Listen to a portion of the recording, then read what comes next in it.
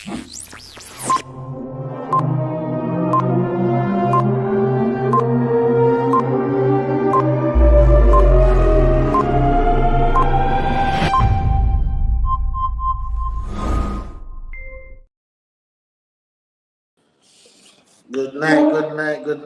night, everyone. Happy Saturday. Welcome to another NBA podcast. Wonderful podcast I think we will have tonight. We have the two Brooklyn brothers in the house, looking to get a victory. My Philadelphia 76ers lost tonight, so I'm not really bummed out by it because I think we'll be all right. Well, how are we doing, gentlemen? How are we doing tonight? Not good. The first night we ever come and say not good. Not well. Not well. Why? What's going on? Personal problems, team problems, what we got going on?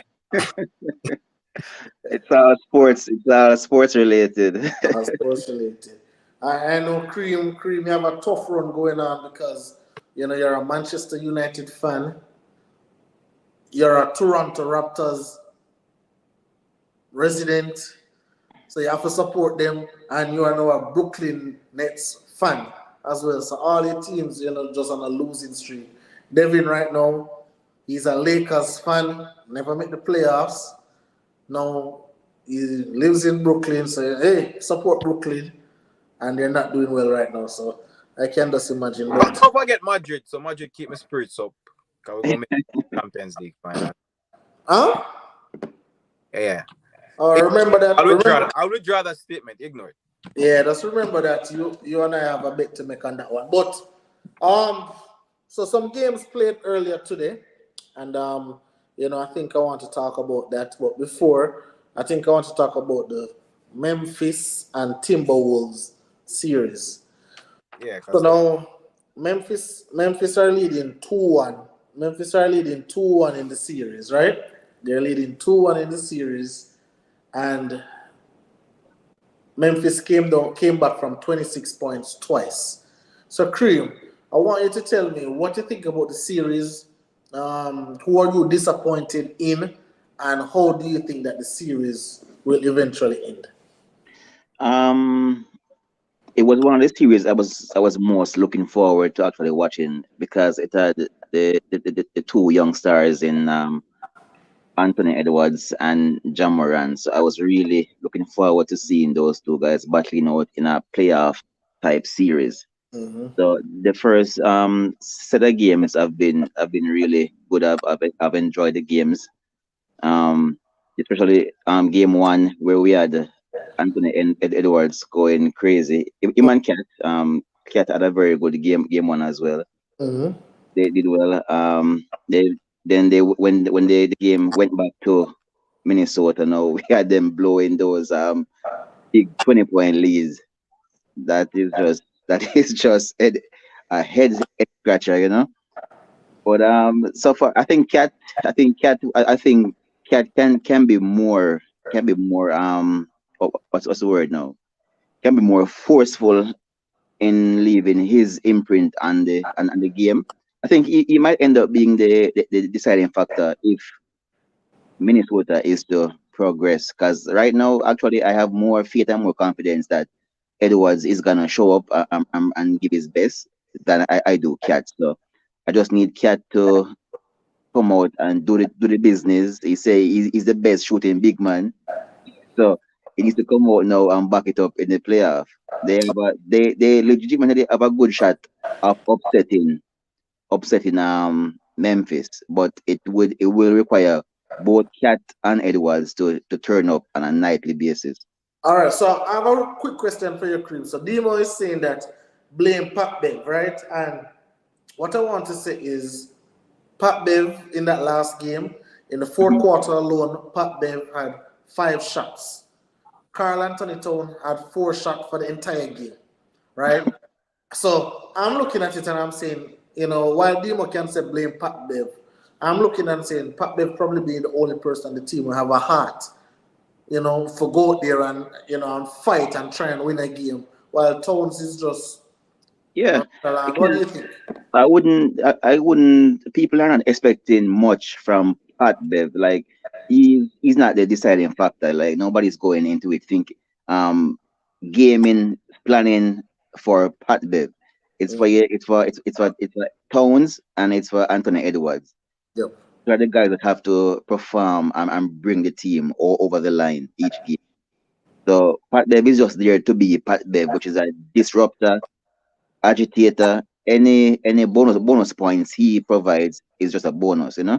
Mhm. So definitely Cat needs to. I feel Cat needs to be more forceful and leave his imprint on the game and dominate the inside. So, Devin, let me get to you now. Carl Anthony Towns, this was a guy I was big on, and I was like, hey, trade AD for Towns right away.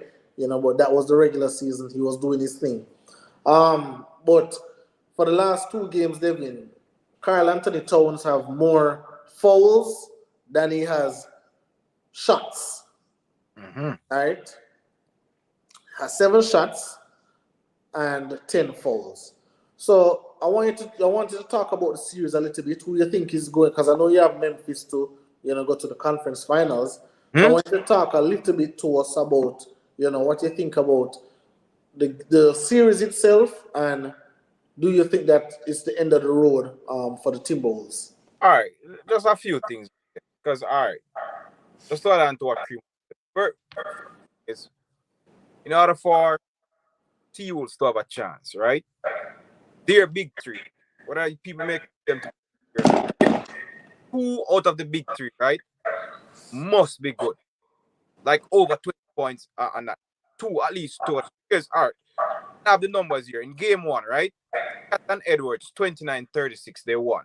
Russell only had 10. Game 2, Cat and Russell, Cat 15, Russell 11, and Edwards 20. Game 3, 8. Anthony Edwards 19 and Russell 22.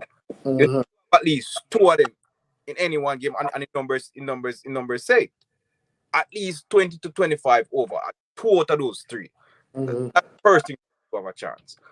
Another thing we like to talk about coaching and blame coach and whatever, but like we're blowing that 26-point lead. I don't know enough time you always talk about Vogel being bad, but like you're up 26 and they're going on a run, a 5-point run. Fine. I watch Lakers and I watch Lakers with Kobe, and Phil Jackson was one of those where he allowed people to play through it, right? But you can allow Kobe and you can allow Shaq guys to play through it. It's a young team. When you cut the about 10, the man going to run to like about 15 points. No, you don't allow that as a coach, man. You call a timeout. All right, so You have to call a timeout. So listen to this. So they actually went on a 21-0 run before he called the timeout, right? But listen, all right, David, tell me what you think about this. Remember, Minnesota Minnesota was leading by a lot in the first half. Yeah. The coach called 3 timeouts in said first half, back-to-back timeout, and it still didn't stop the Memphis Grizzlies from making the run. So now in the second half, now I'm thinking that the coach is saying, "Hey, man, I already do this timeout thing. It's not working. Let these guys play through it and see if they can figure it out." But I'm there with you. 20, okay, let them figure it out. 10-0 run, 12-0 run, right? 21-0 run. I think that's a little bit inexcusable for real. So going forward now, looking at it now, once Memphis play to her and they have like with Memphis now, the contribution is coming from. We know what Jai's gonna do numbers, but the contribution is coming from everybody else. Once Memphis play their game, and B can give you points, Jerry Jackson Jr. can give you points. But the only one thing I guess that's where the NBA is going now. Yo, Jackson's taking too many threes for me, man. Like Jackson should be like inside game work. Like you see Jackson perimeter sometimes asks for the ball. Like, yo, I don't know. Like I don't like the approach. So my thing, Devin, is that all right. So these teams, certain teams that don't have like a bunch of superstars, they play to a particular system, and I think that is what Memphis do. And if you watch Memphis through the regular season, that is really and truly what Jared Jackson do all season. I know. Yeah, so I don't think they're going to deviate. I mean, it's a make or miss league, because if he was making those, then would have been like, yeah, good, keep it up. But I think he will come good. But I don't want him to come good in this series. I want him to come good in the next series All when right. they play against the Golden State Warriors for sure. And I think we're going to deviate to that series now. So Golden State is up 3-0, right? And I've been very critical of Jokic because I believe that a lot of persons say, "Oh, is Jokic alone?" But Cream, listen to me. If you have a bunch of role players and with 3 minutes and 30 seconds to go, your team is in the lead, as the superstar, you must close the deal. If you are who the whole NBA say you are, you must close the deal. I mean, don't tell me about tired, don't tell me about hungry, don't tell me nothing. You have to go out there, you have to close the deal at home and make the series competitive. With that being said, how do you see the Warriors series going? Do you think it's going to be a sweep, or do you think that Denver will find one game and Warriors will end it in 5? I right now I would say sweep. I would say sweep. I'm not seeing Denver winning one. So right now I just think the offense of Golden State and the defense as well. It's giving Denver a lot of trouble, a lot of problems, especially when they have the new death lineup with Man, them call Poole, it PTSD. PTSD. Yeah, that lineup is buckets everywhere, man. It's buckets everywhere. So Apart yeah, from Draymond. Apart from Draymond. yeah, yeah.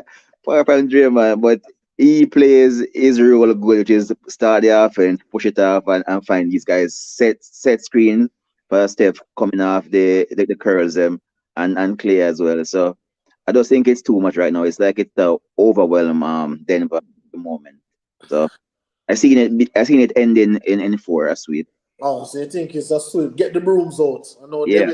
Devin is the man with the broom. Where broom them, man? Broke up the broom, man. All right, Who's so who's- Devin, I want to go over and talk about Warriors a little bit because the producer of the show, big Warriors fan. When we were clouding the Warriors when they were tailing a little bit in the regular season, he was very quiet. Now he's very loud and out in his numbers. But I want to focus on Steph Curry a little bit because, um, and I said it when it was suggested that Russell Westbrook go to the bench, that man wasn't having it. Carmelo Anthony had to be kicked out of the league and come back in the league for him to accept a bench role. Steph Curry was like, Coach Kerr, I'll play off the bench, no problem. I'm still playing my 30 odd minutes. It's not who start, it's who finish, right? And when you look at what Steph Curry has done over the years, KD come in, absolutely no ego. KD, you want it? Go. Your team, I'll play number 2. And he has done that, and now he comes off the bench for Jordan Poole, can be in the starting lineup. So I wanted to get your opinion on this, Devin. Do you think Steph Curry is probably the best teammate ever? And how do you see the series going?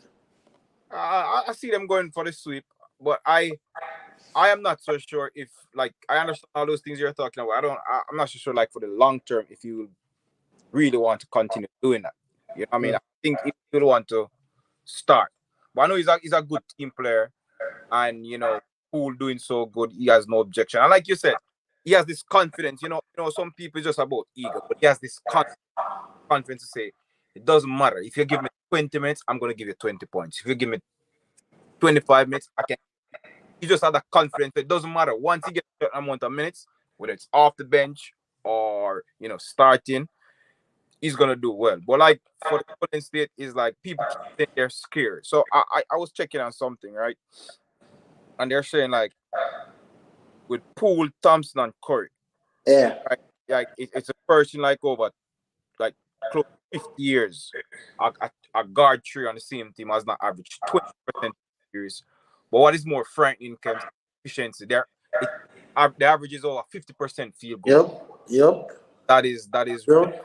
real scary part. Not just the 20, but they're doing it very efficient. Efficiently. Yep. You know what I mean? Definitely. So it's it was a splash brother before, so now it probably be the splash triplet or something like that. And Poole fits in properly, you know, with him being light skinned and fitting with the other two light skinned brothers. Mm-hmm. It's from a basketball standpoint, these guys are like, it's like there's no ego to the game. There's nobody wanting to say, it's this team. You know, like when KD was here and saying, oh, it's Steph Curry team. So Steph Curry team. Nobody have nothing like, not like. Yep. And listen, one last thing I'll add to that is that, Golden State seem to have a nick for drafting persons in the lower round, because they drafted Jordan Poole first season. I think he averaged 6 points. Second season, 9 points, and then he just kept going up, kept on improving. And you know what I really love about this team and why I think it fit, Devin, along with your point of ego, I think also those three guys play differently. Right. Clay is more catch and shoot. Jordan Poole is like a slasher, and Steph can just adapt to whatever everybody else is doing and just fit himself in right in the picture. So, I also believe it's a sweep. I don't think Joker is good enough. And Draymond Green came out and he said, hey, some people are just not built for the playoffs. Just not built for it. And right. I think we need to have a conversation about Jokic one of these days. I don't think he's a number one. I think he's probably like an Anthony Davis, probably a number two. Because listen, the last time Denver did anything in the playoffs, Jamal Murray was the leading scorer. Jokic was the number two scorer. I'm going by what I'm seeing here. Now they're saying, Jokic, we can keep you in the game until 3 minutes left in the game. Take us to the promised land. If you can't do that, it's not. And listen, I hear some persons talking about it. When Jokic getting 37 and that in the playoff series, Devin, I'm not feel Jokic. It's a different 37. It's like it's a silent 37. When in this series now, when Jason Tatum get 15 points, Jaylen Brown, you are feeling it. Jokic kind of go by quietly. You not even notice. You look up and say, oh, Jokic have 50, but he doesn't have that leadership style, that leadership quality. And I think he probably needs to go on another team. What do you think, Cream? I think why it's not impactful numbers right now because they might lose basically. They might lose, so you're not gonna really see it. But I think he's missing is number two right now. No, you mean he's number one. You mean he's number one. Yeah, but stop being crazy, Ken. Jokic at number two. Cream, let me ask you a question, Cream. If you are working at a company and the only time the company make profit is when Devin is there. When Devin is working, that's the only time they make profits. When Devin is out, it's bare loss. They're only losing. Who are we going to look at and say, hey, who is the engine of the team? Devin. I think the same thing. I think the same thing for Denver. But what are you expecting from them? If Jokic is not there and it's Jamal alone, it would be the same thing. No, I don't know. I can't make that assumption. I do not know. Yeah, that's why I didn't want to even make that argument. But what are you expecting from the Joker against this Golden State team? What are you expecting? I explain it. I don't know if you weren't listening. You were probably too engrossed in the Brooklyn game. But listen, I'll explain it again. The role players can only take you so far and no more. Yes. They bring you within 3 minutes, you are leading. They were leading Golden State by 4 with 3 minutes to go. Jokic missed 5 straight shots and Draymond Green stole the ball. The last one, yeah. That's not superstar basketball to me. That's not greatness to me. That's not MVP stuff to me. No, not at all. So, go ahead. The MVP is a different conversation because that's a regular season award. Yeah, but even though not talking about the award itself, I'm just talking about being a valuable player. I don't think he's the most valuable player. Whether the award or not, I just don't think he's most valuable. Look at Joel Embiid. James Harden out, foul trouble. Joel Embiid step up, 3-0. But we'll talk about that. All right. So the next series I want to go to the Dallas Mavericks and the Utah Jazz. Obviously, the Jazz tied up the series today 2-2. Luka came back. He was sensational. But, Dwight Powell, crowd got too loud for him. And, yeah, listen, Pressure free throws. I always say no. I know Luka was double team and he made the right pass, but I can't put Dwight Powell in that situation. Luka have to drive to the basket, get the foul, and him go make those 2 free throws. But all in all, I think Utah played a good game. Jordan Clarkson was big. Rudy Gobert was big. Naturally, I totally agree with you. I don't know how Dallas lose that game at all. But Spencer Dinwiddie, I think, is a problem. He was 2 for 11. He has been shooting poor all series long. How do you see this series going, Devin? And do you think Utah have a chance? I don't like Utah. I definitely don't like Utah. And I'm going to draw back to Brad comment, which I find one of the best comments of all time in basketball. Man said not even an NBA 2K don't choose Utah when they were doing the All-Star selection. Not even NBA 2K don't choose Utah. But then you look at it now, they have no excuse, Cream. They have all this talent pool. By now, they should be in a Western Conference final.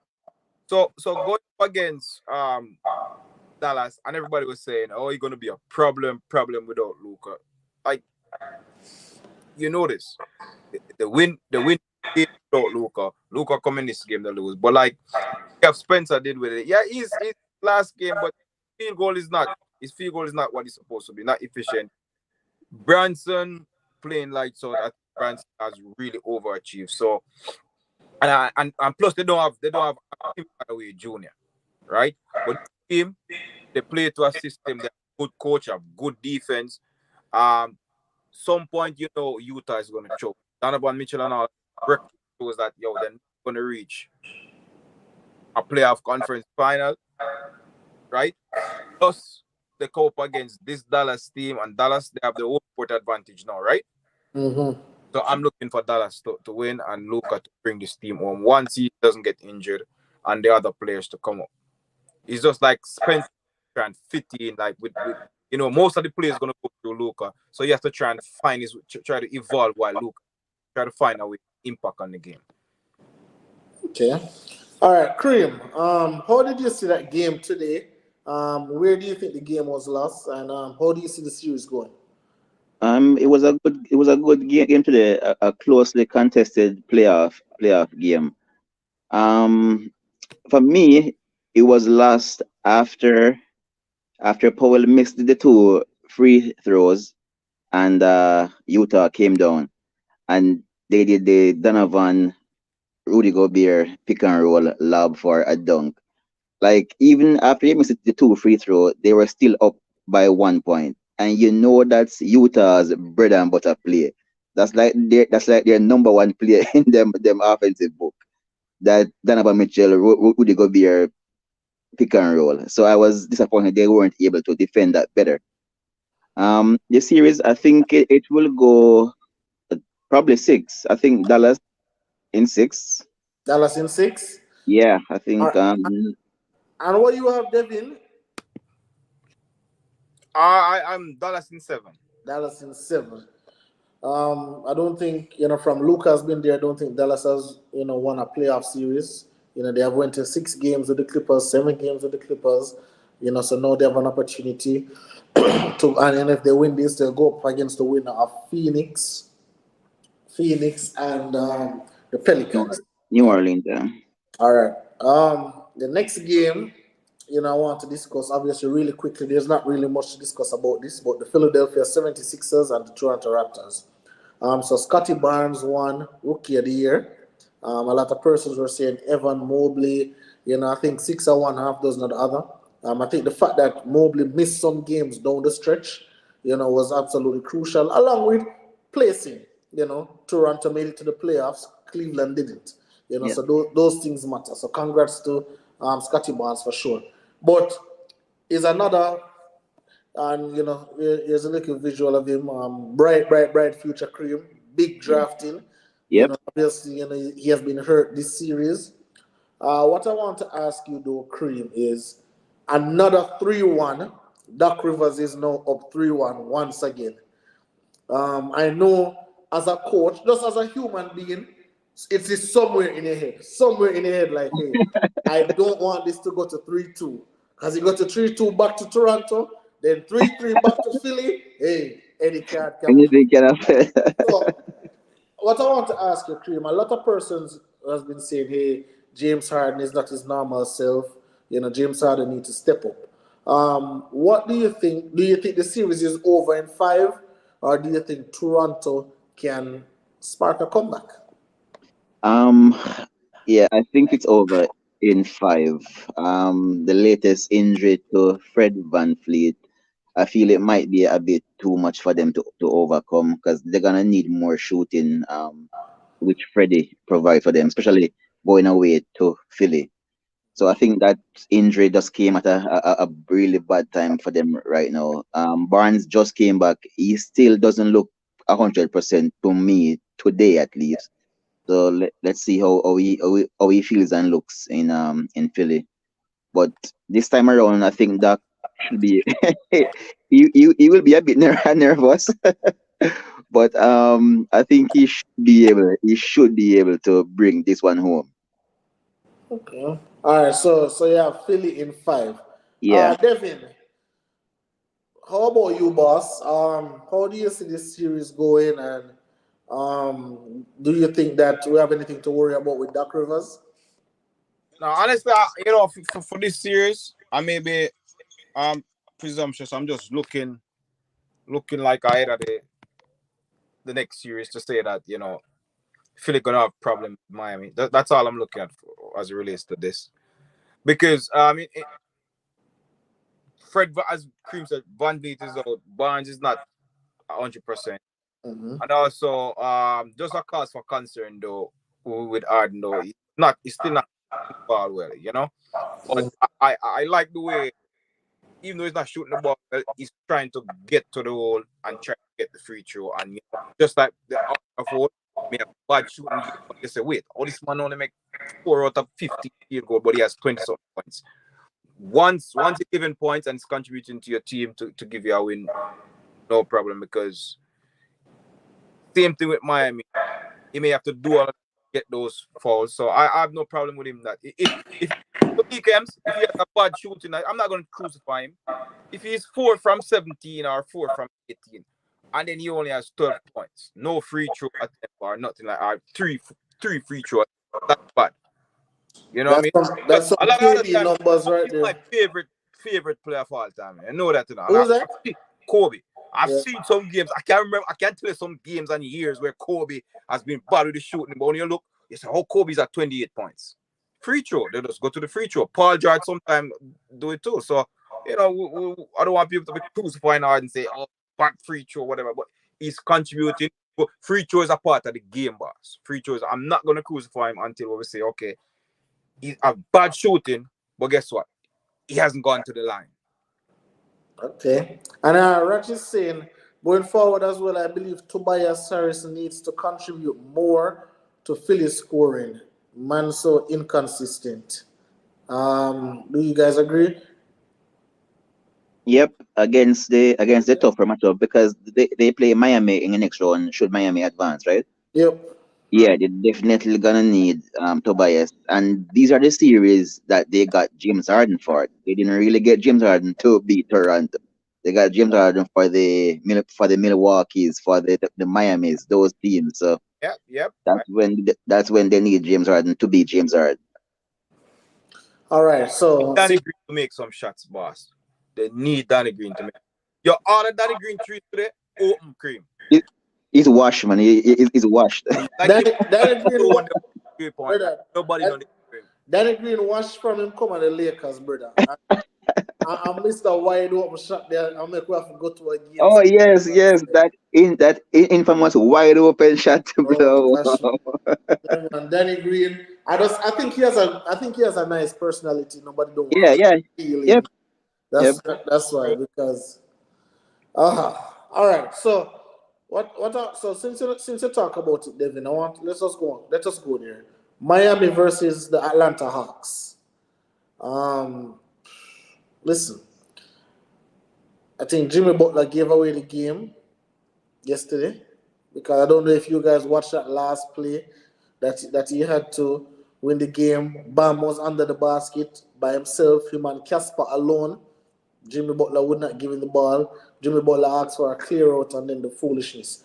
But they're leading the series 2-1, right? Yeah, they're leading the series 2-1.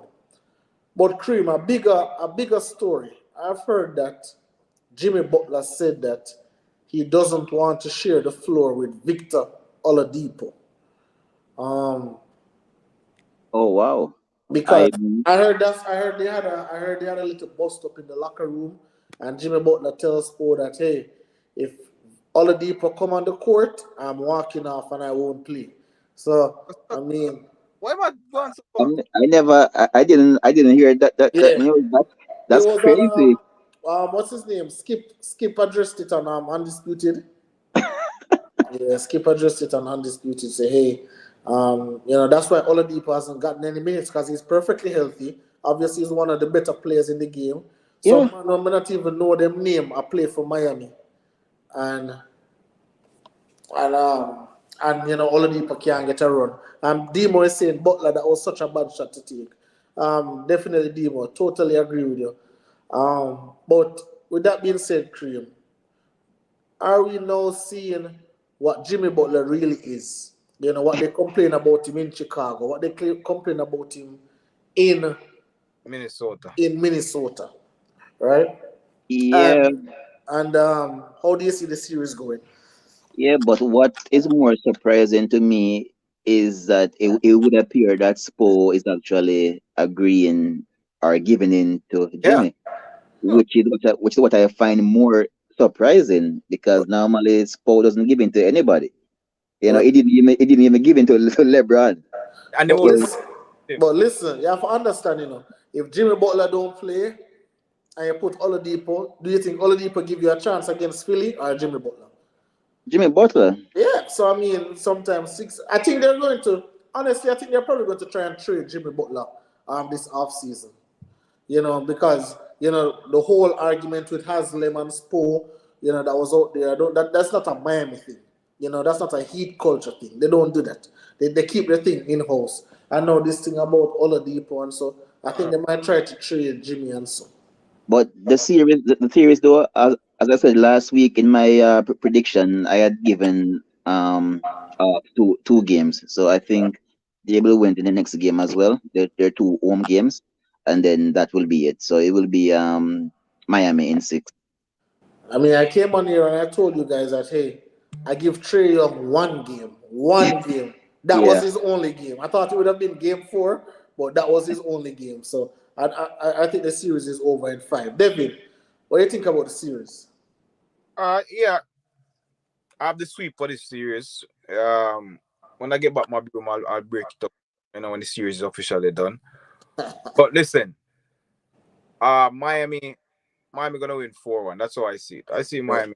It's just a mismatch, but just to comment on the whole aspect of Butler and all of that, right?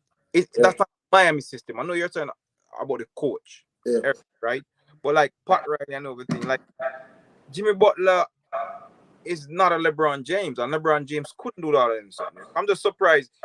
I get what you're saying, Kims. Oh, look, um, you have a better chance of winning a game if Jimmy is there as opposed to Oladipo. But that is not the Miami philosophy. Doesn't matter what you're saying. Doesn't matter if it's a win or loss thing, or win or lose, or drop out of the series. It's just that their philosophy is that no one person can dictate or a player dictate, terms for the team. Yep. Exactly. So when I Yeah. look at it now, there's this guy like with Kyle Lowry out now. You have to have somebody starting there. This guy gets some name Vincent. He averaged. Oladipo way better than that guy. I know, but Oladipo just coming up for injury. But like when Oladipo was out, I'm just referring to when Oladipo was out during the regular season. Vincent was there. He was averaging close to 12 points and like about over 4. Yeah. Yeah. And then now, him combined with Oladipo, even though it was against Magic in that last game, he scored like about 30 something, over 30 points. Even though it's against Orlando, not the worst team in this. But it shows that he's game ready. He's not even about his score, he's game ready. So he can share. My point is, he can alternate between him and Oladipo. Obviously. And I'm sure that Oladipo is definitely above Vincent. So absolutely. Should not be playing irrespective of what Butler thinks. But that's interesting. That's news to my. Yeah, very. Yeah, we break news on this show, boss. We break news on this podcast. Kem's got the inside sources. Inside sources. But yeah, man. I'm trying to. I really don't want this series to be over yet because I'm really trying to go to one of those games in my Philadelphia jersey. But I want, because that Joel have his thumb. He has a thumb issue. But for those individuals who are indeed following the Boston game right now, can somebody tell us what the score is? A lot to a little. It's an 11-point game right now. 96-84. Oh, 12-point game. Dang. So, let us talk about this game. Because we haven't spoken about it yet. So, let us talk about it. Listen. The series. Listen. Cream. Yep. Listen, I'm not even going to give the intro to it. Producer, I think when they say he want the link. Chris, the sports guy, say he want the link. I wonder if he's a Brooklyn fan as well. They say 3-1 and murder, so be careful. Find out if he's a Brooklyn fan, producer, before you send him the link. But listen, in all seriousness, we came on here and we spoke about who won the trade. Who won the trade? That was a big thing between Philly and Brooklyn. And the stupid host said, hey, guess what? He's one man alone you have to plug into the Philadelphia team. That's it. And he's a man who, obviously, when his mind is right, he can fit into a system. When he wants to be there, he can fit into a system. However, for the Brooklyn Nets now, all right, you have to fit in Curry. You have to fit in Drummond. Now, Ben Simmons is supposed to come back game 4. Plus, sensitive KD. Plus, Kyrie couldn't play home games, all of that kind of stuff. So now everything now is coming together, Cream. And right now, I told you guys that, hey, I said it was going to be 4-1, but you looking at the series, KD shooting poorly, KD looking timid, KD looking scared, KD looking like, man, because I think, while we can say that Boston defense has been good, listen, I said it, if you're a freaking superstar in this league, you figure it out. Michael Jordan had to go up against some tough defenses. He figured it out. LeBron James had to go big, the Claw, the Spurs, all those teams. He probably didn't win. You know, I see LeBron with these numbers struggling. So, when you look at this series, Cream, first of all, I wanted to come and apologize to the people that, hey, Brooklyn really didn't win the trade. That's one. And then 2, I wanted to tell us what you think about the series, what you think about the 2 games that has passed, and what you think about this game tonight. Okay, regarding the trade, brother, we cannot analyze the trade as yet because Ben Simmons haven't even played a game as yet. And remember, I said the trade is also futuristic. Ben is only 25 years old, so it's not just about this season; it's about seasons to come as well. In terms of fitting, it's a seamless fit. Ben is gonna run the point, come downhill, and distribute. He does not have to shoot, doesn't have to score. Seth can shoot off the dribble, can be a spot-up shooter. Drummond just need to clog the paint and grab rebound. We may not even re-sign Drummond this offseason. Because he may look money elsewhere. So it's hard to evaluate a trade right now until we see everybody play.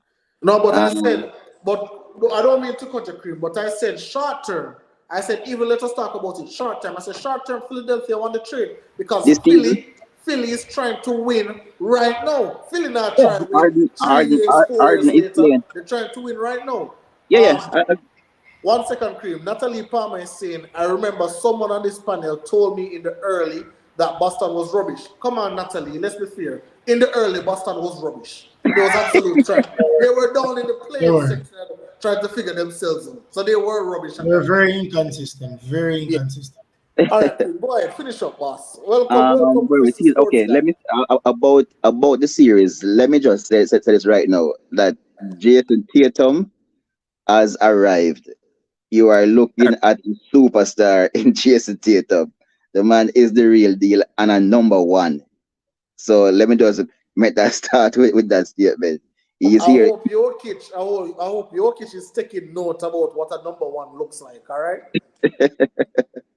But for me, like I said, I agree with it totally that KD has to be better. KD has to be better.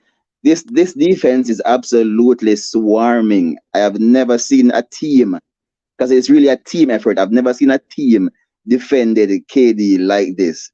It's absolutely they are up into him when he is bringing down the ball. They are up into him when he's in the lane driving. As he takes two dribbles, there's hands and feet everywhere.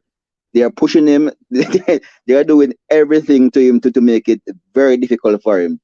And this is where I believe Steve Nash has to come in and draft plays to help get KD better looks and open shots. The coaching disparity between Udoka and Steve Nash is miles apart. Miles apart. He's been severely outcoached. Severely. There's zero adjustment, zero in-game adjustments. There's zero players being called out at timeouts. There's zero rotation. Everything is just wrong regarding Steve Nash and in this series. And he's been exposed for the novice coach that he is right now.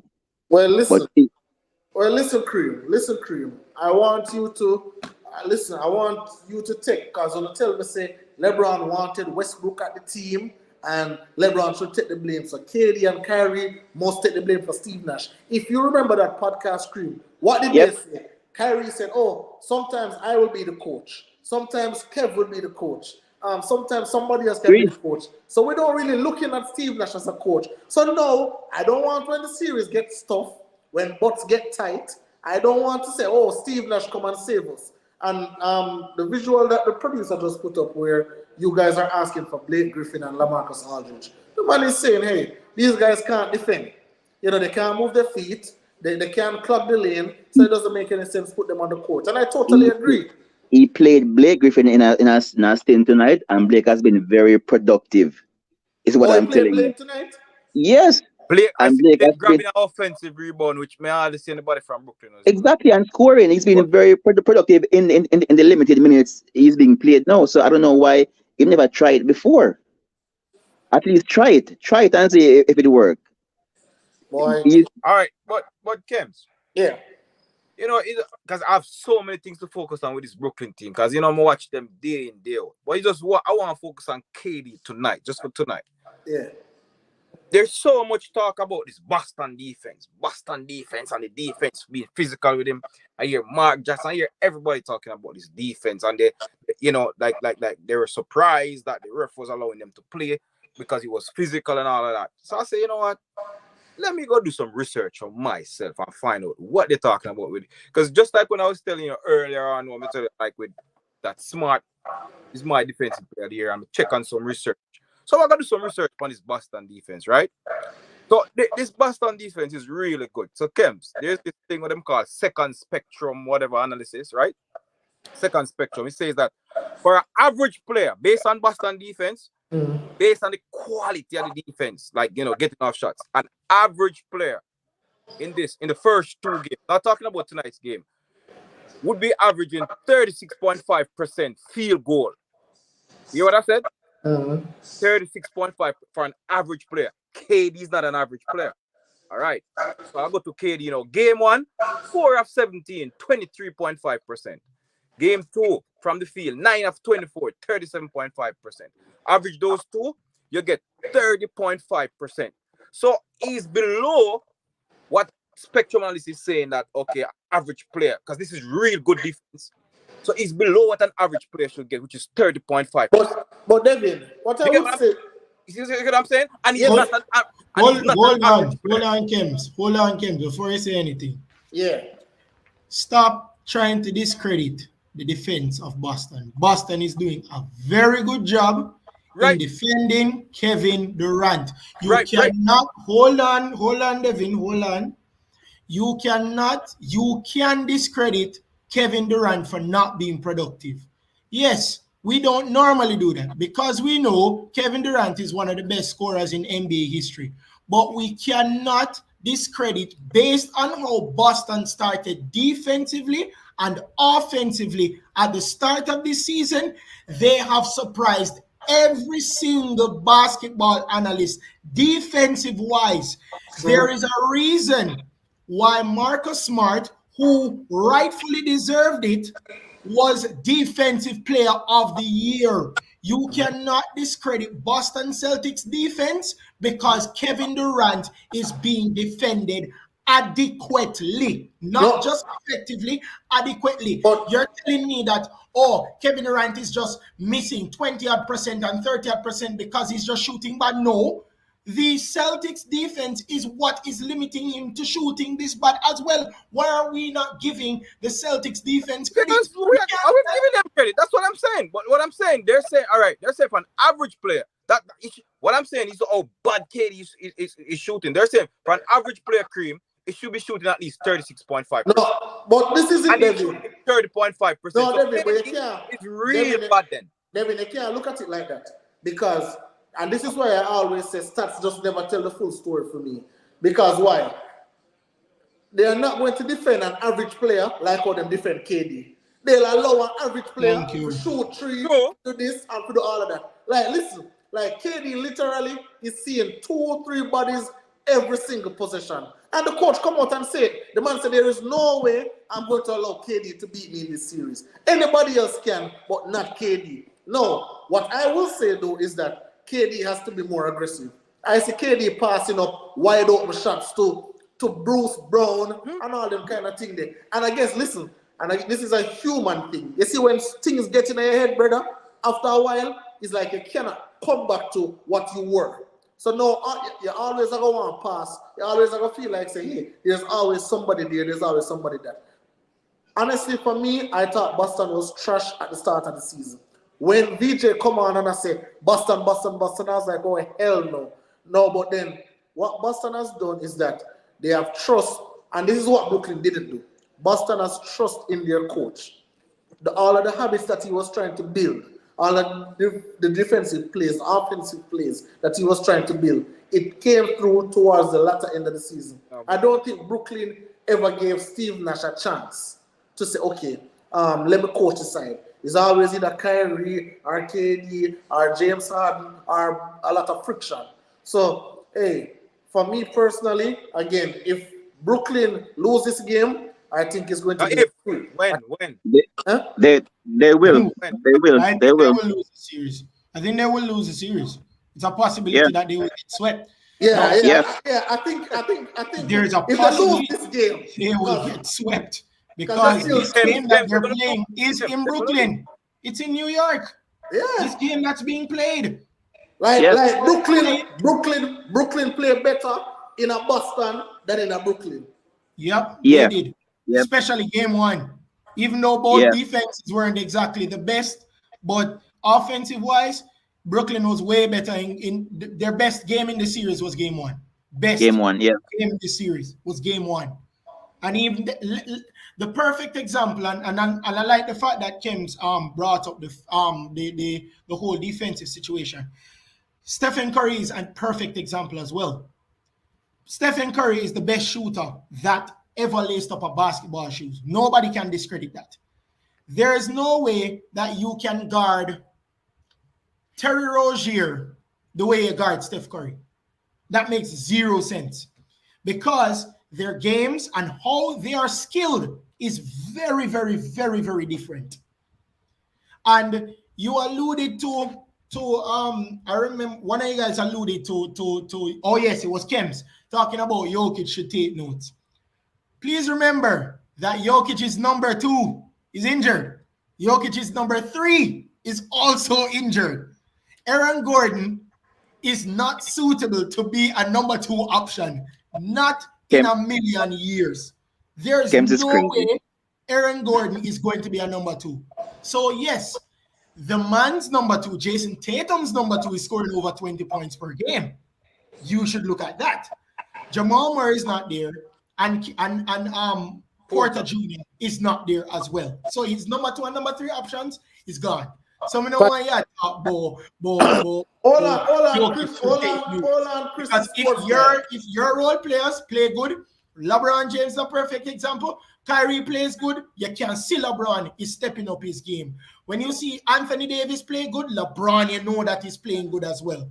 So I think that role players, number 2 and number 3 options, is also people don't really give them as much credit. They're unsung heroes to me. Hold on, Chris the sports guy. So Patty Mills is showing up for the Brooklyn Nets because KD don't want to show up.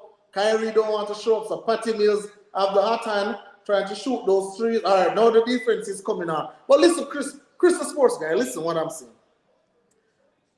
I am not saying that they are not good. I'm not saying that the team is not good. I'm not saying Jokic is not good. What I'm saying, Chris the sports guy, is that when your role players get you to a certain point, right? They get you. You are leading the big Golden State Warriors. You're leading them by, I think, around 3 or 4 points with 3 minutes to go. I am saying, as the superstar, as the quote-unquote MVP, it is now your time to take over. It is now your time to take charge. LeBron James will do it. Steph Curry will do it. KD, when he's not playing, Boston will do it. Right? So, Jokic, I'm just looking at Jokic and say, hey, guy, you're a little bit too fat, too overweight. You need to get in some more shape and just get better. That's all. But you can also make an example where people like Michael Jeffrey Jordan, people like LeBron James, has not had their number 2 and they've not been able to win a game. The series with Golden State, everybody, and I know Kems is also included, that said if Kyrie and Kevin Love were not injured, in 2015, James and the Cleveland Cavaliers would have had a better fight or maybe even win the title. Kyrie and Kevin Love were healthy in the series the next year, and they came back from 3-1 down to win the series. Okay. So again, I am alluding to the fact that when your number 2 and number 3 is in for you, the superstar will always be the superstar. But when your number 2 and number 3 is in, then you have a better chance. And I think that is what I completely agree with you. Jokic has to step up and be the type of MVP. Remember, Jokic is the first person in NBA history to have at least 2,000 points, 1,000 rebounds, 500 assists, along with 200 with 100 steals. You know what? That's a lot of people. Chris, the sports guy, you know what that is? When you go to Sugar and Spice and you get the nice icing on the cake, but the cake tastes bad, that is what it is. That is just what it is. Listen, I see Vincent said something about KD should have never left Golden State. And I want to get Cream thoughts on that because listen, this is what I've said forever. You know, and Mommy always said to me, who you go to the dance with determines how you enjoy the dance.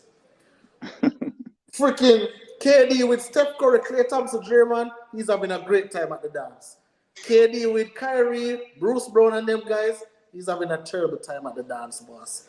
So right now he's about to get swept and it's really not looking good.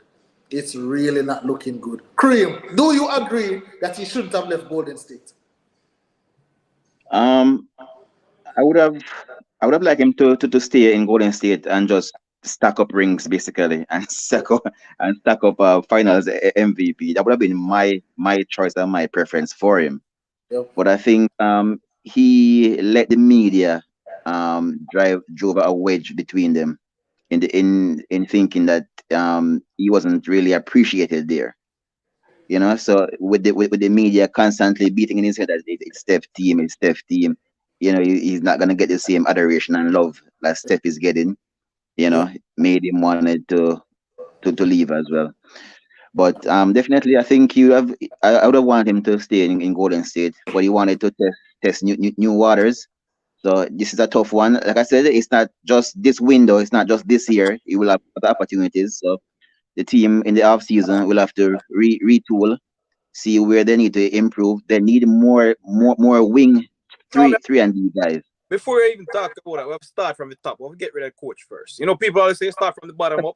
So we have to start from top. Come now, we have to get rid of Yeah, it's a given. It's a given. Let me tell Kim say there's No, Steve Nash should be there next season. I will be shocked if Steve Nash is there next season. I will be shocked. I am going to be absolutely astonished if Steve Nash remains the head coach. I know the reason why, one of the main reasons why Kevin Durant left Golden State and go to Brooklyn. Kevin Durant, in terms of his emotion, is very soft.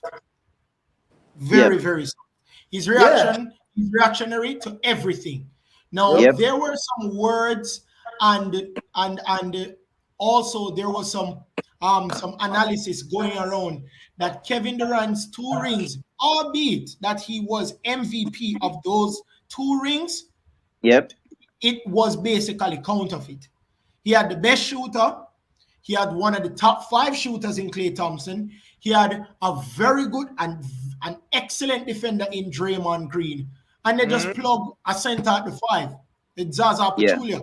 Now, and at one point it was Andrew Bogut as well, but that's either here nor there. So plugging whoever at the 5 as the center. They still had a formidable team. Remember, this team minus Kevin Durant, adding Harrison Barnes, they still won. Yeah. NBA You title. upgrade, and you basically upgraded Harrison Barnes to KD. They knew the series with Oklahoma City before Kevin Durant made that move. They knew he was as Stephen A put it, a bad man. They knew that he was a very, very good, an excellent player, one of the greatest scorers in NBA history. So Draymond Green and Stephen Curry recruited him to the team. So I think the fact that a lot of people are saying that Kevin Durant, your rings with Golden State doesn't matter because they were already a good team. And the year before, they won 73 games and only lost 9. They were on a 24-game winning streak before Milwaukee defeated them for their first loss of the season. So I think that it is because of the chatter around the NBA that, listen, Kevin Durant, your rings don't matter because it was already a super team. You went to the team and you just added firepower to the team. So I think that was one of the main reasons why he got up, left, and went to Brooklyn. Well, the narrative around the league, yeah. Listen, exactly. Let me ask you a question, Devin. You have a girl, Christian. She do whatever you want.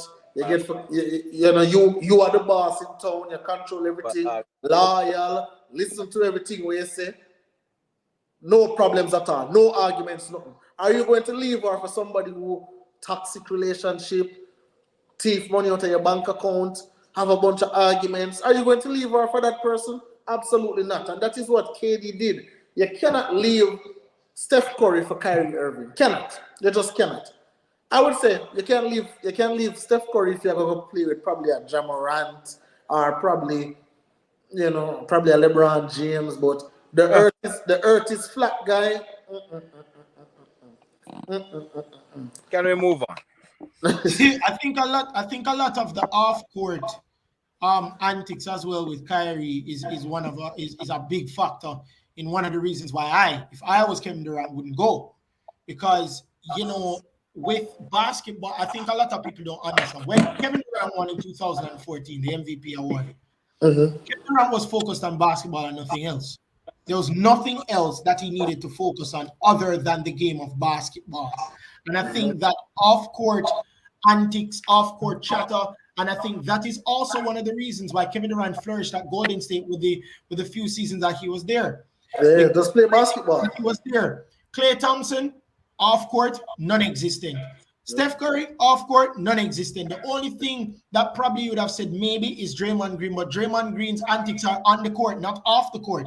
So you could have still focused on basketball, and Draymond Green is ultimate teammate because even though he had some problems with Kevin Durant, even during the season when the last time they won the NBA title, he still stepped back and he still made it work for the Golden State Warriors team, which is the reason why he flourished in Golden State as well.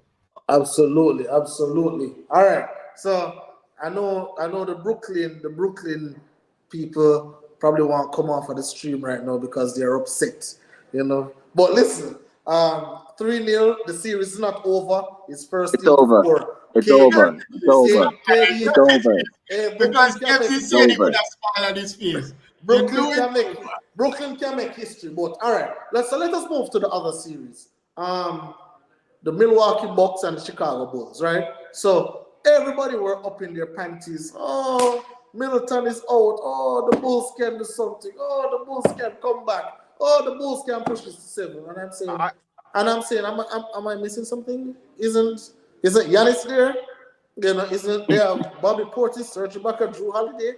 Aren't they playing against DeMar DeRozan? Come on now. So now the Bucks won last night. They won by 30 points. I think they were one time up by around 40, And so, Cream, really quickly, is the series over?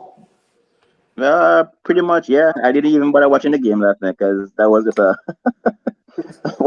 slacking. I'm more looking forward to the next round, Boston versus Milwaukee. Now that is a hell of a matchup.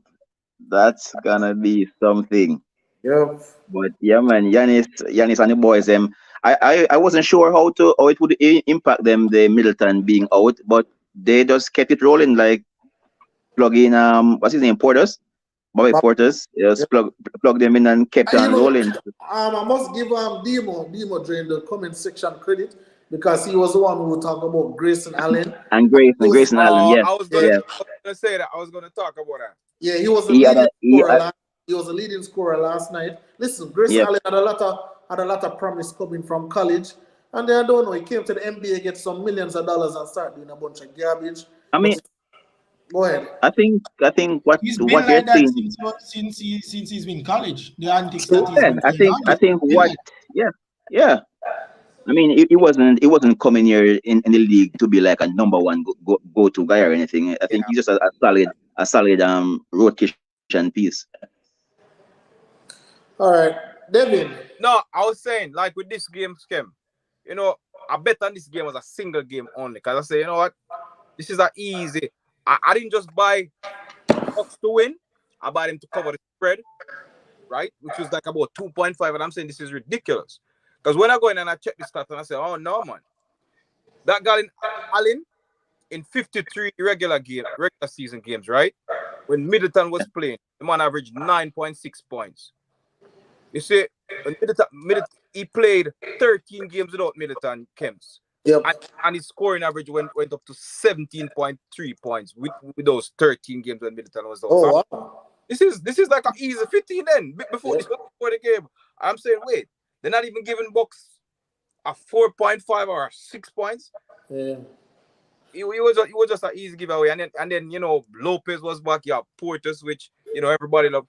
Portis is like like when Caruso was at Lakers. Mm-hmm. That's what Bobby Portis says. It's like they just love him. He can't do anything wrong. Yep. That's an easy thing. This series is over, man, because this team is, and then DeRozan is not one of my favorite players for a long time, so they're not gonna make much difference. Why is that? DeRozan not your favorite player? So Chris, listen. Yeah. Chris, listen. I don't know. Is there a case because a lot of Lakers fans were crying that DeRozan never come to the Lakers, and I'm saying, well, for the regular season, you'll get DeRozan to perform and probably bring it to the playoffs. But apart from that, you're really not going to get much out of him. He scored 41 in game 2, and then he come back in game 3. I think he must have scored 9 points or something like that. Like that's absolutely atrocious to be the number one option. 11 points. 11 points. All right, 11 points. So, Chris, can you make a case for the Chicago Bulls winning the series? No, not at all.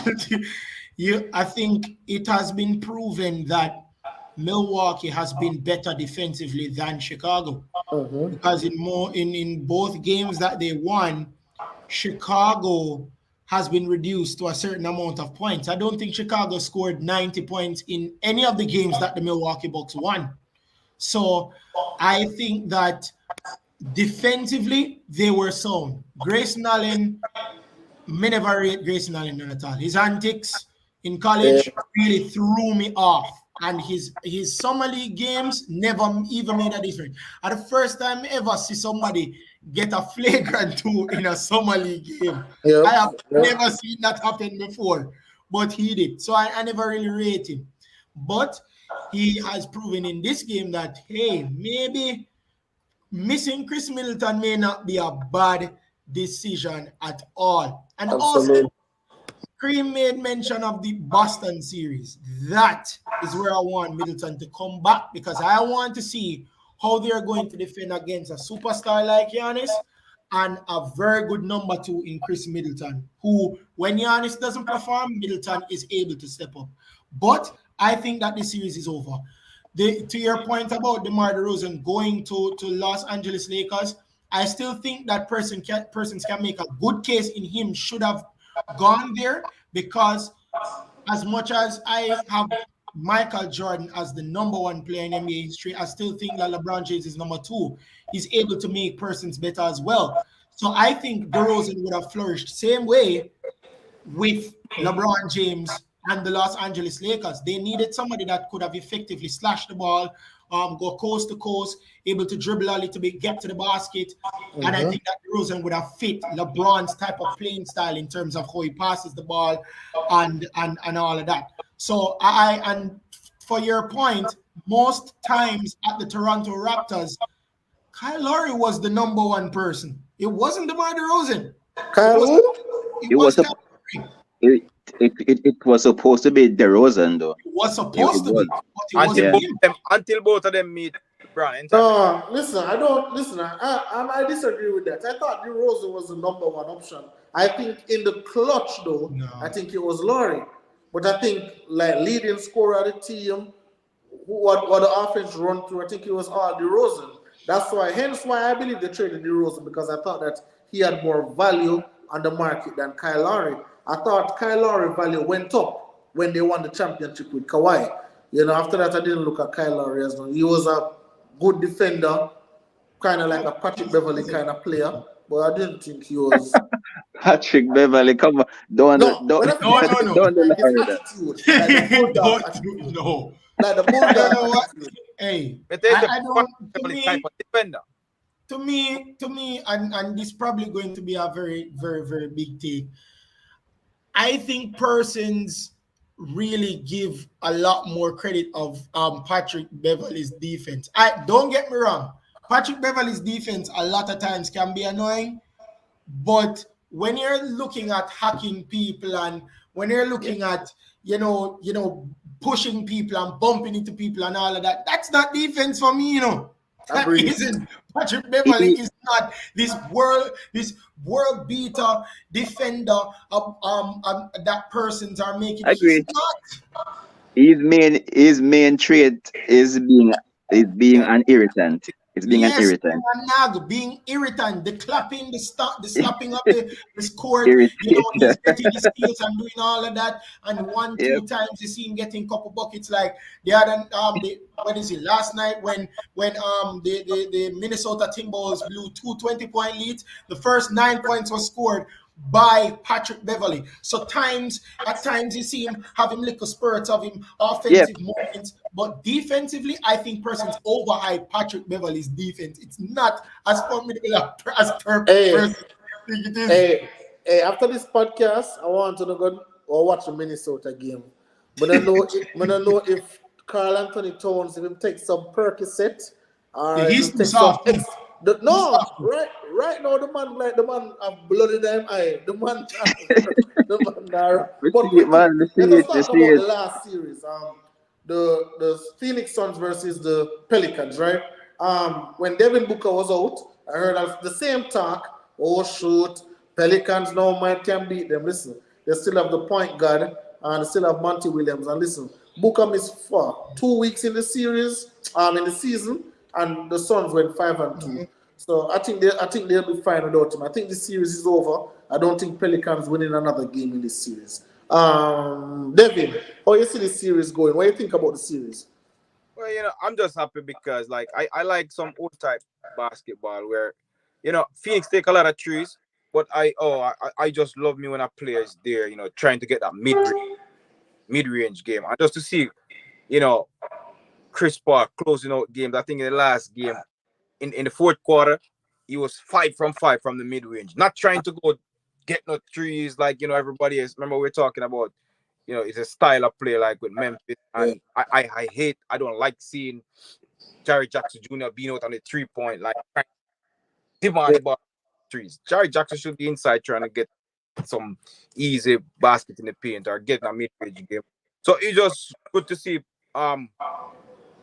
Chris Paul doing that. And when you look at it, Cam Johnson is there as when he came in, they did miss a beat like it's in the regular season. And this is within a series with both of these guys on Pelicans, Ingram and CJ, have to come good. You know what I mean? And sometimes CJ keeps falling away. Like Ingram has to take it up, like trying to score. Both of them have to like do great.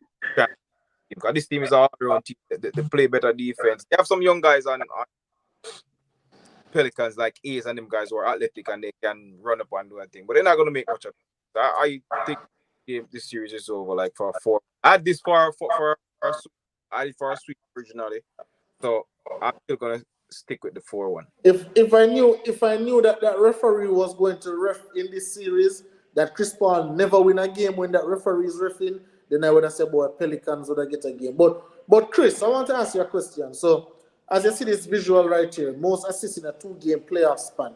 Chris Paul, 28 assists, 0 turnovers. 0 turnovers. Stockton, 20 assists, 0 turnovers. But what these two players have in common is what? Never win a ring. No ring. Never won a ring. Right? And I believe that, because Stockton has no championship, that is why he's not regarded higher as a point guard. I think if he had one, I think he'd get more ratings than what he have now. So I want you to, tell us about, what you think about CP3, because listen, obviously, there's a lot of rave about LeBron, he's 37, this and Chris Paul 37 too. You understand? And Chris Paul is in the playoffs and, and doing it big. So what do you think about the Suns, and do you think they can actually go back to the finals and probably win this time? Do I think they're going to go back to the finals and win this time? I'm not 100% certain. I would love for that to happen just for CP3. What I realize that CP3 does is that every time he goes to a team, he at least has them making the playoffs at least once. Yep. When he went to the Clippers, when he started off, at that time it was called it was the New Orleans Hornets. At that time it was the New Orleans Hornets when he got drafted. At one point they were playing in Oklahoma City, if persons remembered, because of certain problems logistically. But he made them somewhat into a playoff team. Then he left. They were terrible, absolutely terrible. He went to the Clippers. The Clippers didn't make the playoffs in quite a while. He did so. When he went to Houston, you could say if CP3 was not injured, probably they would have gone to the beaten finals. Golden State Warriors and gone to the finals against Toronto Raptors. So it's just so refreshing to see that a guy that is scoring in Devin Booker doesn't necessarily have to worry about every single thing when it comes to the Phoenix Suns, because you have somebody that can clog the lane properly and effectively in Chris Paul, getting steals. Persons also need to give credit to Chris Paul's defending. He's good defensively, very good defensively, might I add. And also, this man had 13 assists in the last game. That means he had 15 in the game before. People need to understand how good of a passer this guy is. And the reason why persons need to see that, the graphic that was on the screen said that the guy who is arguably one of the best passers in NBA history in John Stockton has the most assists in the history of the NBA, does not have this record. Chris Paul has 8 assists more. He turned this team into a team that many persons never expected.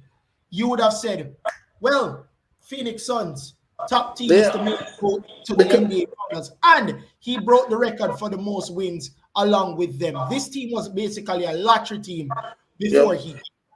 Yeah, but also, so let me get to Cream, because Cream, I don't know if you remember the bubble. You know, I think Phoenix went 8-0 in the bubble. And we're looking at Phoenix and we're saying, man, they're missing something. You know, I didn't think it was CP3, but I just said they're missing something. They're missing a leader. You know, because while Devin Booker always will score the basketball, he wasn't a leader. You need a leader to, you know, lead the group of men. And, you know, once from CP3 came in, obviously they were the number 2 seed, and then now they're the number 1 seed this year. I just wanted to say, Creep, do you think the series is over? I know Zion is your boy, Fat Boy. Do you think Fat Boy comes back in this series and make a difference, or does he just wait until next season? Yeah, Zion is not coming back this season. The Dave Griffin has already shut that down. He's not coming back this season. But yeah, my thing with Phoenix, I always wondered if Booker is that number 1 player. Like, can he be the best player on a championship winning team? He's having a really tremendous season. You know, should have gotten more MVP votes. Oh, you know But how much voting get? I don't even remember. But I think he wasn't in the top 3, was he? It was. Nah, He wasn't in top 3. Yeah. He wasn't in the top 3. Yeah, it wasn't among the 3 finalists. So definitely, but yeah, CP3's leadership, and he has just come and steadied the ship, provided that guidance that Booker needed. So I think that also plays against him in the MVP vote. Is that he's the best player, but the most valuable player is actually CP3. For sure. And you know, as I see this graphic, I can't tell you how much CP3 has done for DeAndre Ayton. Because he's gonna make him. I thought this man was a boss. I said, oh, them pick this man number 1. But again, you know, where you go matter, who you play with matters. It matters. Yep, the fit. The fit is important. Definitely matters. And not only that, sorry to cut you off, Kings, but not only that, but Chris Paul has provided a leadership in the team. DeAndre Ayton needed somebody to guide him as a player. Remember, this man was number 1 overall, I believe. You know, remember, correct. He's number 1 overall, DeAndre Ayton. And not only this year, but last year in the playoffs, he was pretty much very, very important for Phoenix too. Yeah, it's crazy how them never want to pay him. Exactly. Remember that you can make a case for Cameron Payne. Cameron Payne at times was very important for Phoenix, but this guy right here, grabbing a lot of rebounds and was more efficient in scoring, along with CP3, giving him the ball, not necessarily where he's at, but where he will be at the end of the play. That was very important for him. I don't think that Devin Booker was the best passer, but getting CP3, who has been one of the best passers in the league, especially as a point guard, then definitely you would be more efficient. 65% for a center, come on, along with 17 rebounds. Yeah, CP3 is the quintessential point guard. Like, he's like he's like the mold of what you want in your point guard. Yeah, when you're teaching a 2-year-old son about being a point guard, you show them CP3. This is how I wanted to grow and play basketball. You want to say something, Devin? No, I was saying, I know you talk about different style of play, right? But this is what I would like to see. Memphis has a lot of 3-point shooter. This guy, Ayton, right? Yeah. This man, it took 20 shots, and there's only one was a 3-pointer. He scored it. But like, I know CP3 is elite point guard, like a point guard, right? Yep. Feed this man inside the paint. And you see what Chris was saying, where he's gonna be in the play. Like getting some easy basket inside the paint. Yep. Where's Jared Jackson going to be? Where's going to be? You're going to find him outside there on the line, waiting for a 3-point. Yeah, you have so many of those players on the team. Bain can shoot the 3. A lot of other guys there can shoot the 3. You know, I would like to see Jared Jackson more inside, getting some easy baskets. And then he can be very, very aggressive, Devin. Jaren Jackson, he can be very, very aggressive. And when he's been most efficient is when he's aggressive in the paint. I mean, of course, he can shoot the 3. He can do that occasionally. Even though I think that, of course, DeAndre Ayton and Jaren Jackson Jr., their play style is different, their position is different because Jaren Jackson is a power forward and DeAndre Ayton is a center. But when you look at the fact that you don't need to be out there, you're a power forward, you're a forward, you need to be inside the play. Cut around the basket with a small forward, cut around with the center, make the center do the post-up, and then you cut around, you're driving, pass it to the center, or you're driving. It's very, very, very for me. You better blame Steph Curry, brother. Blame Steph Curry. A lot of these post players, Chris, don't know how to play in the post. They don't have post moves, so to speak. So they try to avoid going down there and on the block because they don't have any post moves. They don't work. They don't spend any time to work on them game and develop post moves. They just live at the 3-point. Cream is this era. Everybody want to shoot threes. From center, everybody want to shoot trees. And it just it is just annoying. I've seen people who really don't deserve to be shooting a 3 to save them life shooting 3s, and it's so annoying. You are a center, back to the basket, you're a power forward, drive. That is why LeBron James. Give me a second, Chris. Producer, you see VJ was asking to put in so he can come rave about him Celtics. I know the Brooklyn guys want to run away right now. Oh my but if you see VJ, you know, put him in. I don't know if him. But Natalie, I take on myself, man. Yeah. Natalie, Anthony Edwards was the one who went down. You know, he went down. He's back in the locker room right now. Don't know what's happening, but big blow to them. All right, so I think that is where we are going to end it tonight. I want to go and finish watching this Memphis Timberwolves game. As I said, Chris, I know you never get to talk on it, so if you can tell us who you think is going to win this series really quickly before we sign out. I think the Grizzlies are going to win this series, but it's not going to be just plain straightforward. I think that the Timberwolves might fight, but with Anthony Edwards going down, who I believe has been their most explosive player and their most consistent, to be honest, in Minnesota, I think it's going to be a really big blow to them. But it just shows you Memphis, to me, just shows you that Ja Morant, even though he's the quintessential superstar, and I believe can be in the running to be the face of the league, I think that other players are proving that they're just as good. Desmond Bain being a very, very big example for me. Yeah, I don't think. Last thing I'll say, I don't think Ja Morant can be the face of the league because. Listen, when I look at the face, if you look at the face of the NBA, is a specific kind of individual. That's why KD will never be the face of the league. I think Steph can be the face of the league, obviously, LeBron. I don't even think Zion too big to be the face of the league. What? Hey. I don't get it why you say Ja. White size matter to be face of the league. You don't get why I said Ja can't be the face of the league? Tell me why.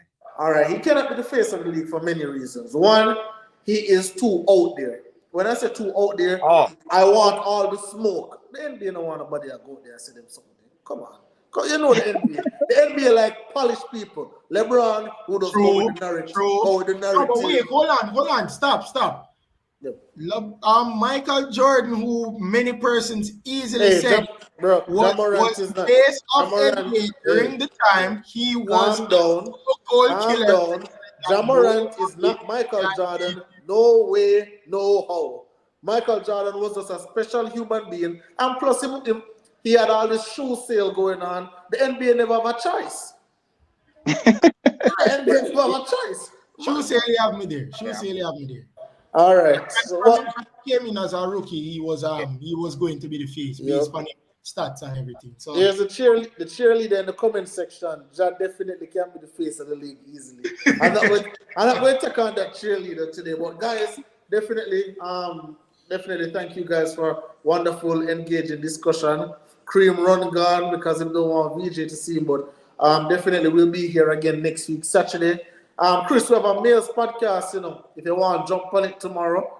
Man, definitely. We'll talk about some, on the sports we'll talk about though, we'll talk about some different issues. That's fine. Hard issues. Big man, All right, big guys. man issues. Yo, big up producer, big up yourself every time, and we'll be back tomorrow for the Males podcast.